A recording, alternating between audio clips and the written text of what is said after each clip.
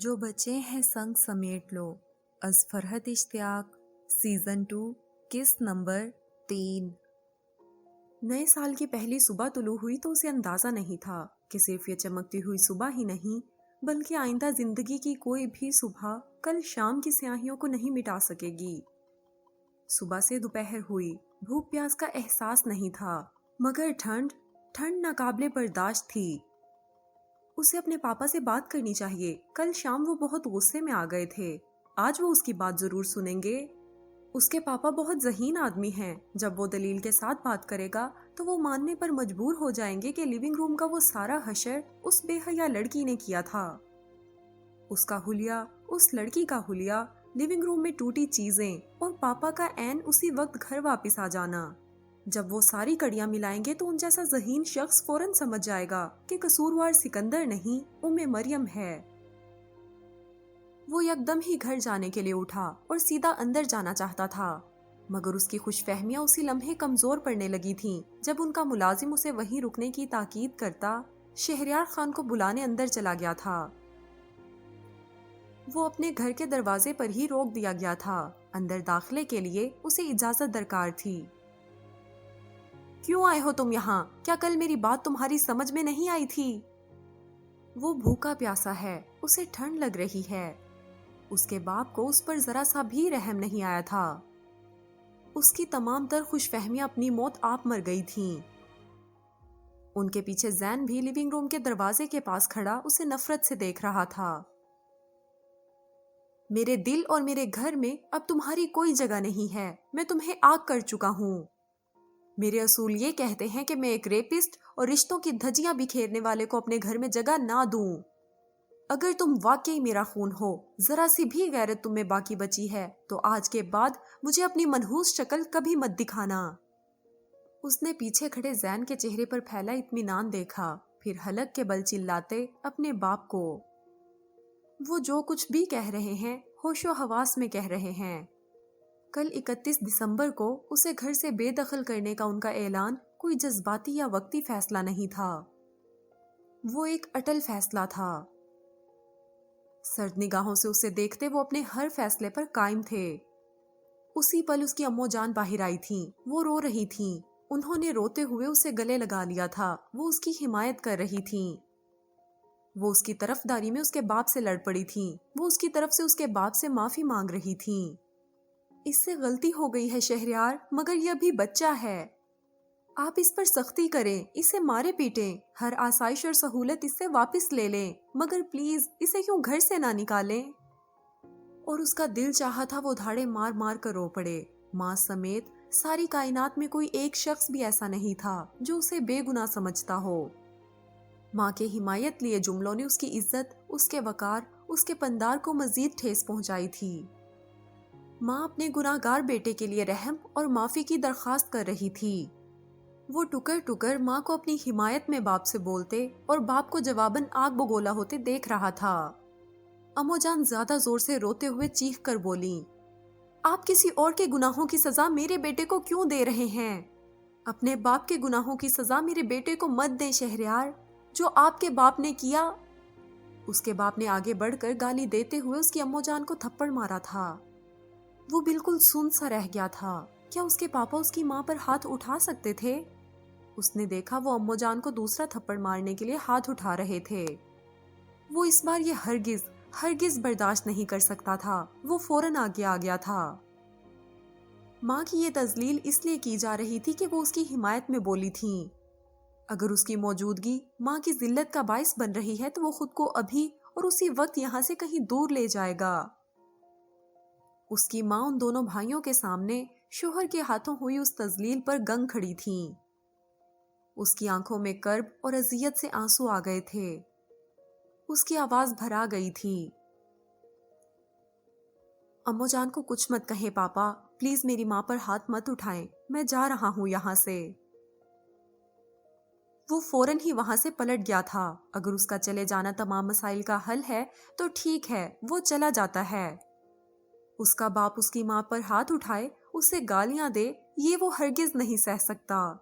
وہ زین کی طرح نہیں کہ دبک کر کھڑا چپ چاپ تماشا دیکھتا رہے، ماں کو بے عزت ہوتا دیکھتا رہے۔ اگر اس کے چلے جانے سے ہی اس کے باپ کو سکون مل رہا ہے تو نکل جاتا ہے وہ ان لوگوں کی زندگیوں سے۔ وہ وقت دور نہیں جب اس کے پاپا کو اپنی غلطیوں کا احساس ہوگا، انہیں اس کی سچائی کا یقین آئے گا۔ وہ بہت شرمندہ ہوں گے، وہ اسے گھر واپس لانا چاہیں گے، لیکن تب وہ گھر واپس نہیں آئے گا۔ وہ سکندر شہریار ہے، ہارورڈ میں زیر تعلیم، اپنے ڈپارٹمنٹ کے چند بہت ہی قابل طالب علموں میں شامل۔ وہ اپنی زندگی آپ سنوارے گا، وہ اپنی دنیا آپ بنائے گا، بغیر شہریار خان کی مدد کے۔ اب اگر وہ اسے بلائیں گے بھی، وہ تب بھی پلٹ کر ان کے پاس نہیں جائے گا۔ اس کے اندر جوش مارتا نوجوان خون باغی ہو رہا تھا۔ وہ واپس چلا جائے گا۔ بوسٹن اور کیمبرج میں اس کے بہت سارے جاننے والے رہتے ہیں۔ فوری طور پر وہ اپنے کسی بھی جاننے والے، اپنے کسی بھی دوست کے ساتھ اس کا فلیٹ شیئر کر لے گا۔ جانے کے ساتھ ہی وہ کیمپس جا کر ڈین کے آفس میں ان سے بھی مل لے گا۔ وہ اپنی آگے کی تعلیم کے لیے اسکالرشپ کے لیے اپلائی کرے گا۔ وہ اپنے اساتذہ کا چہیتا، اتنا لائق اسٹوڈنٹ ہے، کیوں نہیں اس کی یونیورسٹی اسے اسکالرشپ دے گی۔ وہ خیالوں ہی میں خود کو ہارورڈ سے اپنی انڈر گریجویٹ ڈگری پوری کرتے دیکھ چکا تھا۔ ہارورڈ لا اسکول سے خود کو ڈگری پاتا دیکھ چکا تھا، اور باپ کو خود کو منا کر گھر واپس بلاتا دیکھ چکا تھا جب بھوک اور پیاس کے شدید احساس سے وہ سڑک کے کنارے چکر کھا کر گر گیا۔ چند لمحے اس کی آنکھوں کے آگے بالکل اندھیرا سا چھایا رہا تھا۔ اسے بغیر کچھ کھائے پیے 2 دن ہو گئے تھے۔ وہ بھوک اور پیاس سے بالکل نڈھال تھا۔ اپنے ان پھٹے کپڑوں میں اسے سخت سردی لگ رہی تھی۔ اسے محسوس ہو رہا تھا کہ اسے ٹھنڈ سے بخار چڑھ گیا ہے۔ اپنی زندگی کے 20 سال اس نے باپ کے گھر پر اتنے محفوظ گزارے تھے کہ اب سڑک پر لا کر پھینکا گیا تو اسے بھوک، پیاس اور ٹھنڈ سب کچھ برداشت کرنا اپنی ہمت اور برداشت سے بہت زیادہ لگا۔ وہ بوسٹن واپس جانے کی بات سوچ رہا تھا اور اس کے پاس ایک وقت کا کھانا کھانے تک کے پیسے نہیں تھے۔ حتیٰ کہ اپنے کسی دوست کو فون کر سکے اتنے بھی پیسے نہیں تھے۔ وہ وہاں کیسے جائے گا؟ اور ان پھٹے کپڑوں میں بھکاریوں کی طرح جان پہچان کے لوگوں کے پاس جانے کا تو سوال ہی نہیں تھا۔ وہ صرف اس کے نہیں، وہ شہریار خان، امو جان اور زین، سب کے، ان کی ساری فیملی کے جاننے والے تھے۔ اصل بات کیا ہے یہ تو وہ اپنے قریبی دوستوں تک کو نہیں بتائے گا۔ اگر مجبوراً بوسٹن جا کر کچھ بتانا ہی پڑا تو اتنا کہہ دے گا کہ وہ اپنے باپ کا گھر چھوڑ آیا ہے۔ اس کا ان کے ساتھ کچھ اختلاف ہو گیا ہے۔ واشنگٹن میں کسی بھی جان پہچان والے کے پاس جا کر نہ وہ خود شرمندہ ہونا چاہتا تھا، نہ اپنے باپ کو کروانا چاہتا تھا۔ تمام دن چلتے چلتے وہ اس وقت شہر کے اس علاقے میں آ گیا تھا جہاں کم آمدنی والے اور زیادہ تر سیاہ فام لوگ رہا کرتے تھے۔ کیسے لطف کی بات تھی، دنیا بھر میں طاقت کا مرکز سمجھے جانے والے اس شہر میں ایسی جگہ بھی تھی جہاں غریب بھی تھے، بے روزگار بھی تھے اور بے گھر بھی تھے۔ وہ سڑک کے کنارے جہاں بیٹھا تھا وہاں سامنے ہی ایک چرچ تھا۔ وہ وہاں ہر عمر کے افراد کو جاتا دیکھ رہا تھا جو اپنے حلیوں سے ضرورت مند لگ رہے تھے۔ عورتیں اپنے بچوں کو ساتھ لیے، بوڑھے مرد، عورتیں، جوان اور نوجوان۔ اسے سمجھ آ گیا تھا کہ یہاں کیا ہو رہا ہے۔ وہ چرچ کی بلڈنگ اور اندر جاتے لوگوں کو مکمل طور پر نظر انداز کر دینا چاہتا تھا، مگر اسے پتہ نہیں تھا بھوک ایسی ظالم چیز ہوتی ہے۔ انسان سے وہ سب کچھ بھی کروا جاتی ہے جو وہ عام حالات میں کرنے کا تصور تک نہیں کر سکتا۔ کیا حرج ہے اگر وہ بھی اندر چلا جائے؟ اب اس سے اور بھوکا نہیں رہا جا رہا۔ تھوڑی ہی دیر میں اس نے خود کو اٹھنے اور چرچ میں جانے پر مجبور پایا۔ وہ خود سے بھی نظریں چراتا چرچ کے اس ڈائننگ ہال میں آ گیا تھا جہاں ہر اتوار باقاعدگی سے بھوک اور افلاس کے شکار لوگوں کو دوپہر اور رات کا کھانا کھلایا جاتا تھا، خدمت خلق کے طور پر، انسانی ہمدردی کی بنیادوں پر۔ وہاں میزیں لگی ہوئی تھیں، ان کے اطراف کرسیاں موجود تھیں۔ بہت سے لوگ ان کرسیوں پر بیٹھے کھانا کھا رہے تھے۔ وہ بھوک سے نڈھال تھا۔ وہ ایک کرسی پر بیٹھ گیا تھا۔ وہاں بہت سے رضاکار کام کر رہے تھے۔ چرچ کے ساتھ اس کار خیر میں بطور رضاکار شریک ایک شخص اس کے پاس آیا اور مسکرا کر اس کا کھانا اس کے سامنے رکھ دیا تھا، سوپ، سینڈوچ اور کافی۔ خیرات کا کھانا دیکھ کر اسے رونا آ گیا تھا۔ بہت ذلت اور بے عزتی محسوس کرتا وہ کھانے کے نوالے لے رہا تھا۔ اس کی آنکھیں آنسوؤں سے بھری ہوئی تھیں۔ اسے اپنا گھر، اپنے ماں، باپ، اپنی زندگی، سب کچھ یاد آ رہا تھا۔ ہارورڈ کا گریجویٹ بنتے بنتے وہ یہ کہاں آ گیا تھا؟ نہیں، اسے خود کو مضبوط کرنا ہوگا، وہ ہمت نہیں ہارے گا۔ اسے فوری طور پر واپس جانے کے لیے پیسے جمع کرنے ہی ہوں گے۔ ایک بار بوسٹن چلا گیا پھر تو کوئی مسئلہ ہی نہیں ہے۔ وہاں اس کے بہت دوست ہیں اور پاپا سے ان لوگوں کا کوئی تعلق نہیں ہے۔ وہ اپنے دوستوں سے مدد لے گا، وہ ہارورڈ سے اپنی ڈگری پوری کرے گا، پھر وہ اس ناگن سے اپنا انتقام لے گا، وہ اسے چھوڑے گا نہیں۔ وہ اپنے کردار پر کالک ملنے والی، اسے اس کے والدین کی نظروں سے گرانے والی اس لڑکی کو جان سے مار ڈالے گا۔ اور ایک نہ ایک دن آئے گا جب اس کے پاپا اس کی بے گناہی تسلیم کر لیں گے۔ وہ اسے منانے اس کے پاس بوسٹن آئیں گے، تب وہ ان کے ساتھ نہیں آئے گا۔ وہ انہیں بتا دے گا کہ وہ ان کے سہارے کے بغیر بھی خود کو سنبھال سکتا ہے۔ وہ جہاں بیٹھا تھا وہاں سے کچن نظر آ رہا تھا۔ انسانی ہمدردی سے سرشار بہت سے رضاکار مرد اور عورتیں وہاں کام کرتے نظر آ رہے تھے۔ اسے ایک رضاکار کی دوسرے رضاکار کے ساتھ ہونے والی باتیں سنائی دے رہی تھیں۔ اس کی میز کچن کی کھڑکی سے بہت نزدیک تھی۔ پیٹ میں غذا گئی تھی تو اب سب کچھ دکھائی بھی دے رہا تھا اور سنائی بھی۔ وہ دونوں رضاکار پیپر پلیٹس میں سینڈوچز تیار کر کے اپنے سامنے موجود میز پر رکھتے جا رہے تھے۔ ان میں سے ایک سائٹ انجینئر تھا، کوئی بلڈنگ بن رہی تھی اور وہ اس کے بارے میں بات کر رہا تھا۔ قدرے فکرمند لہجے میں یہ بتا رہا تھا کہ کل تلخ کلامی اور لڑائی ہو جانے پر اس کا کوئی اہم ورکر کام چھوڑ کر چلا گیا ہے۔ ایک ہفتے بعد آرکیٹیکٹ اور کلائنٹ نے آ کر سائٹ وزٹ کرنا تھی اور وہ فکرمند تھا کہ اس اہم ورکر کے چلے جانے سے کام کی رفتار پر فرق پڑے گا۔ اسے ایک محنتی اور جان لگا کر کام کرنے والے ورکر کی فوری ضرورت تھی۔ سکندر فوراً اٹھ کر اس رضاکار کے پاس گیا۔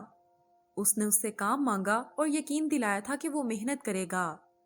سائٹ انجینئر سے اس کا پڑھا لکھا ہونا اور اچھے خاندان سے تعلق چھپا نہ رہ سکا تھا۔ اس نے اس سے یہی بات پوچھی بھی تھی۔ جھوٹ کی آمیزش کے ساتھ اس نے اسے یہ بتا دیا تھا کہ وہ بوسٹن میں اپنی انڈر گریجویٹ سٹڈیز کر رہا ہے۔ کسی پریشانی کا شکار ہونے کے بعد اب اس کے پاس واپس لوٹنے کے لیے پیسے نہیں ہیں اور اسے پیسے درکار ہیں۔ سائٹ انجینئر اپنے اس ورکر کی جگہ اسے کام دینے پر راضی ہو گیا تھا، اس شرط پر کہ وہ اس پورے ہفتے اس کے ساتھ کام کرے۔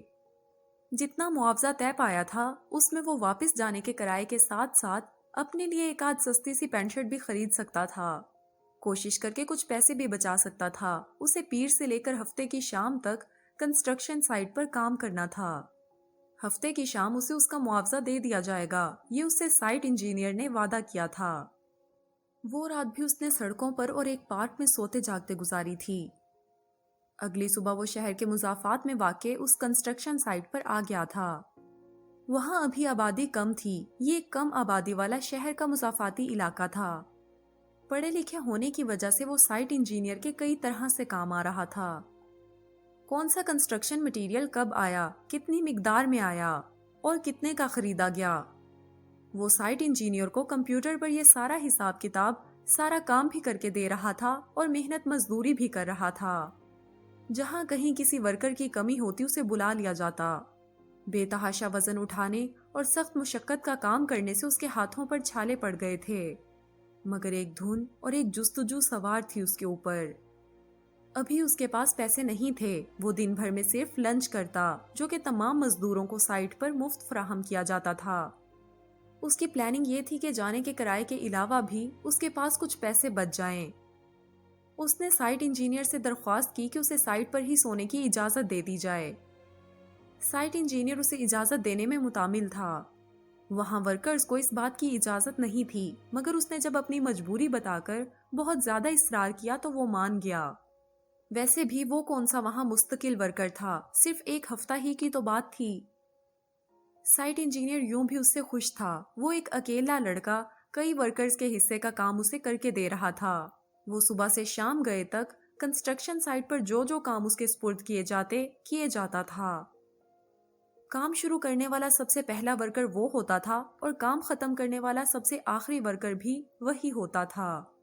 وہ دن گن گن کر ہفتے کے دن کا انتظار کر رہا تھا جب اسے اس کی محنت کی کمائی ملنی تھی۔ سب کے چلے جانے کے بعد وہ رات میں بلڈنگ سائٹ میں ہی ایک طرف اونچی نیچی زمین پر لیٹ کر سو جاتا تھا۔ کنسٹرکشن سائٹ غیر آباد علاقہ تھی، وہاں دن میں بھی لوگوں کی زیادہ آمد و رفت نہیں رہا کرتی تھی۔ رات میں تو بالکل ہی سناٹا ہو جاتا تھا، اندھیرا، خاموشی اور ویرانی۔ مگر اس پر دن بھر کی بے تحاشا محنت مشقت کی تھکن ایسی طاری ہوتی تھی کہ نہ اسے سناٹے اور اندھیرے سے خوف آتا تھا اور نہ ہی اونچی نیچی زمین پر لیٹ کر تکلیف اور بے آرامی کا احساس ہوتا تھا۔ وہ ہفتے کا دن تھا جب سائٹ انجینئر شام ڈھلے کام ختم کر کے جانے سے قبل وعدے کے مطابق اسے اس کا طے کردہ معاوضہ دے کر گیا تھا۔ اس کے اضافی کام سے خوش ہو کر اس نے اسے کچھ پیسے الگ سے بھی دیے تھے۔ اپنی محنت کے پیسے اپنے ہاتھوں میں لیے وہ کتنے دنوں بعد خوش ہوا تھا، مسکرایا تھا۔ اس وقت رات ہو چلی تھی۔ وہ کل صبح سب سے پہلے اپنے لیے نئی پینٹ شرٹ خریدے گا اور پھر واپس جانے کے لیے ٹکٹ۔ وہ اپنے شہر واپس چلا جائے گا۔ کنسٹرکشن سائٹ کی اونچی نیچی زمین پر لیٹا وہ سوچ کر خوش ہو رہا تھا۔ بس آج کی رات اور ہے، کل وہ اپنے دوستوں اور جاننے پہچاننے والوں کے بیچ اپنے شہر میں ہوگا۔ ویسے تو اسے پورا یقین تھا کہ اسے اسکالرشپ مل جائے گی، لیکن اگر اس سب میں کچھ وقت لگا یا تھوڑی مشکل ہوئی تو کوئی فرق نہیں پڑتا۔ وہ یہ سیمسٹر چھوڑ دے گا اور اس دوران وہ چھوٹی موٹی جاب کر کے پیسے جمع کر لے گا۔ وہ لیٹا سوچ رہا تھا، اپنے ہاتھوں کے زخم دیکھ رہا تھا۔ اسے بھوک بھی لگ رہی تھی مگر وہ بھوک سے دھیان ہٹا رہا تھا۔ ایک ہفتے سے وہ ناشتے اور رات کے کھانے کو چھوڑ کر صرف دوپہر کا کھا رہا تھا، پر اب تو اس کے پاس پیسے ہیں۔ مین روڈ پر جو سٹور ہے وہ 24 گھنٹے کھلا رہتا ہے، وہ وہاں سے جا کر اپنے لیے ایک سینڈوچ یا چند کوکیز تو خرید سکتا ہے۔ پیسے آ گئے تھے اس لیے بھوک کا زیادہ احساس تھا۔ اسے لگا کہ خالی پیٹ نیند نہیں آئے گی۔ تب وہ وہاں سے اٹھا۔ وہ سائٹ سے باہر نکلا ہی تھا جب اسے سڑک پر سامنے سے 4 سیاہ فام امریکی آتے نظر آئے۔ شراب کی بوتلیں ہاتھ میں لیے، نشے میں دھت، زور زور سے گاتے اور ایک دوسرے سے بے ہنگم ہنسی مذاق کرتے۔ ان میں سے ایک نے اسے دیکھ لیا تھا اور ہنس کر اپنے باقی ساتھیوں کو بھی متوجہ کیا۔ وہ انہیں نظر انداز کر کے وہاں سے گزر جانا چاہتا تھا مگر وہ چاروں اس کے سامنے کھڑے ہو گئے تھے، لمبے چوڑے، مضبوط جسامت والے۔ اپنی کمائی رقم کا ایک نوٹ اس کے ہاتھ میں تھا، باقی سارے پینٹ کی جیب میں۔ اس نے ان کی نظریں اپنے ہاتھ میں پکڑے نوٹ پر دیکھ لی تھیں۔ وہ اپنی اتنی محنت کی کمائی انہیں لوٹنے نہیں دے گا۔ اس نے وہاں سے اندھا دھند بھاگنے کی کوشش کی تھی مگر وہ 4 تھے اور وہ اکیلا۔ وہ مضبوط جسامت والے سیاہ فام مرد تھے اور وہ 20 سال کا کمزور سا لڑکا جس کی دنیا گھر اور کیمپس تک ہی محدود رہی تھی۔ ان چاروں نے اسے اپنے گھیرے میں لے لیا تھا۔ وہ رو رو کر ان سے رحم کی بھیک مانگ رہا تھا۔ بری طرح اسے مارتے ہوئے انہوں نے اس سے اس کے سارے پیسے چھین لیے تھے۔ وہ رو رو کر فریاد کر رہا تھا کہ یہ پیسے اس نے بڑی محنت، کڑی مشقت کے بعد کمائے ہیں۔ اسے ان پیسوں کی بہت ضرورت ہے۔ وہ اپنے پیسے چھن جانے پر زاروں کی طرح رو رہا تھا مگر ان سیاہ فاموں کا مقصد صرف اس کی رقم لوٹ لینے پر پورا نہیں ہوا تھا۔ ان میں سے ایک اس کی طرف بڑھا تھا۔ اس کے باقی ساتھی کہکے لگا کر ہنس رہے تھے، شراب پی رہے تھے۔ وہ ان سے اتنی مار کھا چکا تھا کہ اب وہاں سے ایک قدم ہلنے کی بھی اس میں سکت نہ تھی مگر ان کی آنکھوں میں شیطانی چمک دیکھ کر اس نے خوف سے چیخ مارتے ہوئے وہاں سے بھاگنے کی کوشش کی تھی۔ اس کی طرف بڑھتے ایک سیاہ فام نے ایک زوردار مکہ اس کے منہ پر مارا تھا۔ وہ اندھے منہ سڑک پر گرا۔ پھر اس نے اس کے بال مٹھی میں دبوچ کر اس کا سر زمین پر زور سے مارا۔ اس کا سر پھٹ گیا تھا، اس کے سر سے خون بہنے لگا تھا۔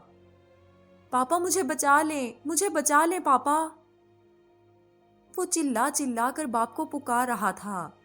ان میں سے ایک نے آگے بڑھ کر اس کے منہ پر اپنا ہاتھ مضبوطی سے رکھا اور دوسرے ہاتھ سے اس کے ہاتھوں کو قابو میں کر لیا تھا۔ اب اس کی چیخیں، اس کی فریادیں اس کے اندر ہی دم توڑ رہی تھیں۔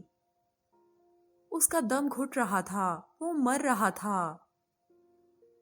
اسے بچانے کے لیے اس کا بہت طاقتور، بہت بااثر باپ نہیں آیا تھا۔ اس کی مدد کے لیے کوئی بھی نہیں آیا تھا۔ صبح ہونے پر اسے نیم مردہ حالت میں چھوڑ کر وہ چاروں وہاں سے فرار ہو گئے تھے۔ وہ جس بری طرح مارا پیٹا اور زخمی کیا گیا تھا، جتنی مقدار میں اس کا خون بہہ گیا تھا، اگر وہ کچھ دیر اور اسی طرح سڑک پر پڑا رہتا تو شاید وہیں اسی سڑک پر ہی مر گیا ہوتا۔ پتہ نہیں کون تھا جو اسے ہاسپٹل لے آیا تھا، جس نے اس کی جان بچا لی تھی۔ اپنی جان بچانے والے اس شخص سے اسے شدید نفرت محسوس ہوتی تھی۔ ذلت بھری یہ زندگی گزارنے کے لیے آخر اسے زندہ کیوں رہنے دیا گیا تھا؟ ہوش آنے پر اس نے خود کو پٹیوں میں جکڑا ہاسپٹل میں پایا تھا۔ اس کا علاج کرنے والے ڈاکٹر نے اسے ہمدردی سے دیکھا تھا۔ اس نے اس سے اس کے گھر اور گھر والوں کے بارے میں پوچھا تھا۔ اس نے ڈاکٹر سے فون مانگا، وہ اپنے گھر پر فون کرنا چاہتا تھا۔ وہ اپنے باپ کے سینے پر سر رکھ کر دھاڑے مار مار کر رونا چاہتا تھا۔ وہ کس طرح پامال کیا گیا ہے، وہ یہ صرف اپنے باپ سے ہی کہہ سکتا تھا۔ اس کا جسم نہیں، اس کی روح رون ڈالی گئی تھی۔ اس نے اپنے گھر پر فون کیا تھا۔ فون شہریار خان نے اٹھایا تھا۔ وہ ان کی آواز سن کر اسی طرح رو پڑا تھا جیسے میلے میں کھو جانے والا بچہ واپس ماں باپ کو پا کر رو پڑتا ہے۔ ہیلو پاپا، اس نے روتے ہوئے انہیں پکارا تھا۔ کیوں فون کیا ہے تم نے یہاں؟ ان کا سخت لب و لہجہ ویسا ہی تھا، بے لچک، غیر جذباتی اور سرد سا تاثر لیے۔ پاپا کل رات میرے ساتھ، روتے ہوئے اس سے بولا نہیں جا رہا تھا۔ وہ اپنے مضبوط باپ کی پناہوں میں چلا جانا چاہتا تھا۔ نہیں ہے وہ کمزور لڑکا اتنا مضبوط کہ دنیا کی ٹھوکروں کا مقابلہ کر سکے۔ پاپا مجھے گھر آنا ہے، پلیز مجھے آ کر لے جائیں، میں مر جاؤں گا پاپا، پلیز مجھے بچا لیں، پلیز پلیز مجھے گھر آنا ہے، مجھے آپ کے پاس آنا ہے، پلیز میرے پاس آ جائیں پاپا۔ اس نے زاروں کی طرح روتے ہوئے ان سے التجا کی تھی۔ میرے گھر میں تم جیسے بد کردار اور بد فطرت کی کوئی جگہ نہیں ہے، آئندہ یہاں فون مت کرنا، تم میرے لیے مر چکے ہو، میں تمہیں رو چکا ہوں۔ اس کے باپ نے سخت لب و لہجے میں یہ بات کہہ کر کھٹاک سے فون بند کر دیا تھا۔ فون بند ہونے کی تیز آواز اس کے کانوں میں گونج رہی تھی۔ یکلخت ہی اس کی آنکھوں سے آنسو رک گئے تھے۔ وہ واقعی مر چکا تھا اور مردے رویا نہیں کرتے۔ وہ کئی دن ہاسپٹل میں رہنے کے بعد پھر سڑک پر آ گیا تھا۔ بوسٹن، ہارورڈ، بیچلرز، لا، دوست، گھر، زندگی، اس کے لیے ہر چیز بے معنی ہو چکی تھی۔ وہ جسمانی طور پر نہیں، روحانی طور پر مر چکا تھا۔ اب نہ اسے مریم کا خیال آتا تھا، نہ اس سے انتقام لینے کے منصوبے اس کے ذہن میں آتے تھے۔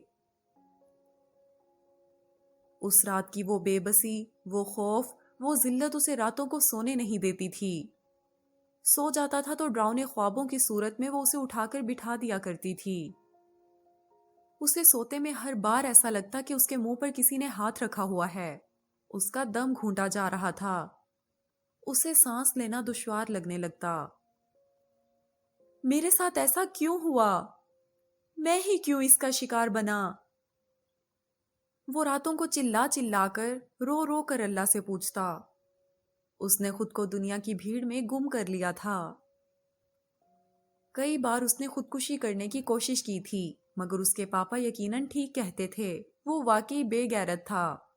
اس ذلت بھری زندگی کو جینے کے لیے تیار تھا۔ وہ موت سے ڈرتا تھا۔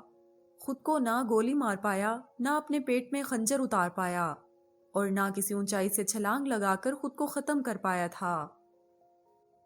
دن ہفتوں میں اور ہفتے مہینوں میں تبدیل ہو رہے تھے۔ اس ذلت بھری زندگی میں اسے جو بھی کام ملتا وہ کر لیتا تھا۔ کبھی وہ کسی بار یا نائٹ کلب میں کام کرنے لگتا، کبھی کہیں کسی کنسٹرکشن سائٹ پر جا کر محنت مزدوری کر لیتا، کبھی بھوک لگی ہوتی تو کسی امیر شخص کے کتوں کو نہلانے دھلانے کی نوکری تک کر لیا کرتا تھا۔ وہ کسی بنجارے، کسی جپسی کی طرح زندگی گزار رہا تھا۔ دنیا کی ٹھوکروں نے اسے بہت مضبوط بنا دیا تھا۔ اب وہ گھر کی آرام دہ فضاؤں میں رہنے اور ہارورڈ میں پڑھنے والا سکندر شہریار نہیں تھا۔ اب وہ ایک اسٹریٹ سمارٹ بنجارا اور جپسی تھا جو جسمانی لحاظ سے بھی بہت مضبوط ہو چکا تھا۔ اس رات کے بعد کبھی کسی کی مجال نہ ہوئی تھی کہ اس کے نزدیک بھی پھٹک سکتا۔ ایک بار وہ نائٹ کلب سے اپنی ڈیوٹی ختم ہونے پر صبح سویرے واپس جا رہا تھا، جب سڑک پر دو کالے امریکیوں نے اسے لوٹنے کی کوشش کی۔ تب اس پر ایسا جنون سوار ہوا تھا، ایسی غیر معمولی طاقت اچانک اس کے اندر آ گئی تھی کہ اس نے انہیں مار مار کر ادموا کر دیا تھا۔